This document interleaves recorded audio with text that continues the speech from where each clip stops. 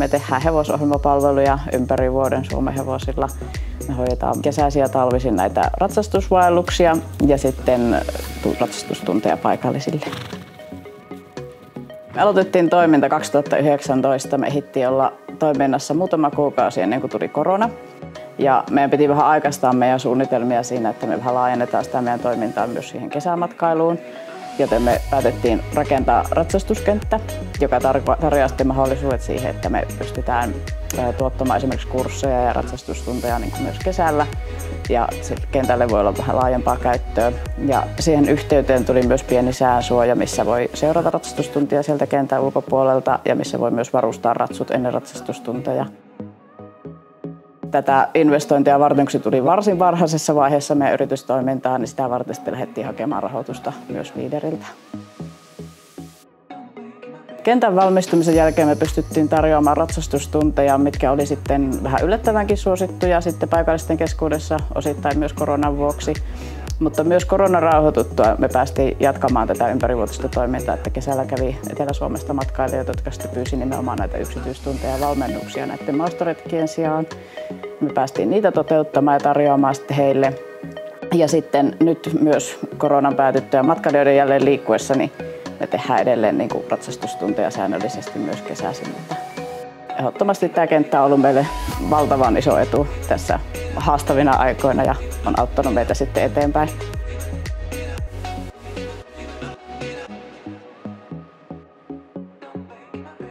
Minä olen valmistunut 2013 ekokampaajaksi ja sitten sen ekokampaajakoulun aikana siinä mä aloin miettiä niin omia tuotteita. Lähtökohta oli, että mä lähden niin nestemäisiä tuotteita valmistaa, mutta sitten siinä oli niin sen matkan aikana lähdin pohtimaan jotain niin kuin ekologisempaa, että vähemmän vettä ja tämmöistä, että tuotteissa on. Siinä tuli palatuotteet. Hain sen vuoksi rahoitusta näihin tuotteisiin, että saan jotenkin sen kokonaisuuden niin kuin markkinoille. Eli se vaati niin kuin tätä asiantuntija-apua. Ja Kajaanissa on Heli Pirinen, niin hän on ollut tämmöinen tavallaan tuki siinä. Eli hänen kanssa ollaan näitä palatuotteita kehitelty ja lähdettiin pohtimaan eri niin kuin raaka-aineiden yhdistämistä ja mitä eteerisiä öljyjä niissä voisi olla ja mitkä tuotteet sopii hyvin hiukselle. Ja kaikki niin kuin tämä graafinen ilme paketeille, Parma Designin Tytti Präysy on suunnitellut nuo etiketit. Eli rahoituksella sain aikaiseksi 3 tuotetta. Et se on hillasamppoo, minttuväinönputkisamppoo ja puolukkasamppoo. Se on jäänyt niin kuin osaksi liiketoimintaa nämä tuotteet ja sitten sen myötä sitten myös kehittänyt uusia tuotteita. Et se on jotenkin vakiintunut, että osa liikevaihdosta tulee sitten palatuotteista.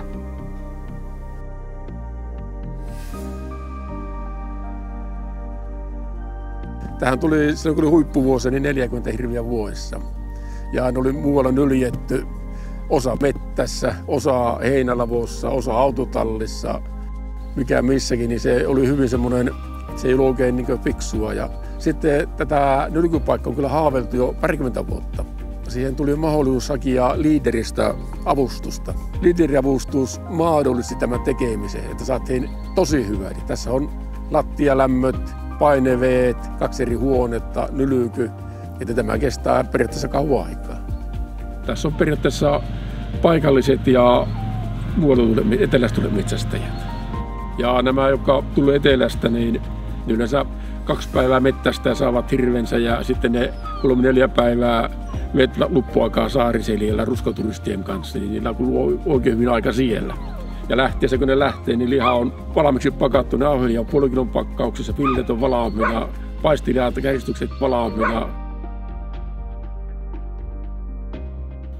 Kyllähän tämä sai aika lentävän lähdön tämä toiminta. Kyllä tässä on ollut tällä hyvin työllistävä vaikutus mulle ja sitten on ollut lukupuolestakin pitänyt jo apua hakea tähän, että saadaan homma pyörimään. Tähän tee sullekin jättää. Tuossa kun veettiin kuitit yhteen, se oli 81 000 euroa, oli verollisia kuittia. Eli jos olisi joutunut itse koko homman maksamaan omasta lompsasta, niin ei olisi tullut sen tasosta laitosta, että se on huippulaitos. Mutta tämä Leaderin mahdollisuus, että on huippu. Se, että tässä haettiin työllisyyttä ja rahaliikennettä, niin se kyllä saavutettiin.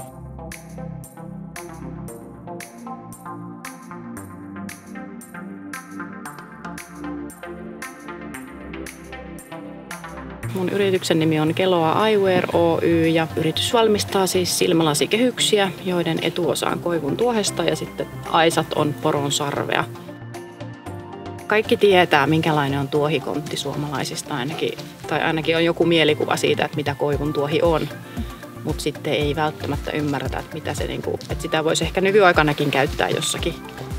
Ja sama poronsarvesta, että siitäkin on tietty mielikuva, että se on se puukon kahva tai se on avaimen perä.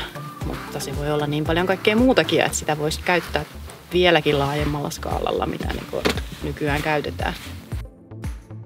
Sitä kehittämistä varten tai sitä tutkimusta, että onko se ylipäänsä mahdollista, niin hain siis Leaderiltä kokeilutuen. Ja kun olin sen kokeilutuen jälkeen todennut, että on se mahdollista, ei ehkä ihan sellaisenaan kuin olin alun perin ajatellut, niin vain investointitukia sen jälkeen sitä tavallaan liiketoiminnan aloittamista varten. No konkreettisesti ostin laitteita ja koneita, mitä tarvitaan. Osa mulla oli tietysti jo valmiiksikin sitten, mitä olin tavallaan siinä harjoitteluvaiheessa, kun olin kokeillut, että miten kehyksiä ylipäänsä tehdään, niin hankkinut, mutta pitkälti ne meni siihen, että pöytiä ja tuoleja ja huonekaluista laitteisiin. Koko ajan on ollut pakko kehittää sitä toimintaa ja niitä uusia laitteita varten mä oon nyt saanut apurahoja. Mutta tässä juuri viime viikolla mietin, että täytyy ehkä Leaderille yksi uusi hanke laittaa vireille. Kyllä koko ajan on kehitettävää.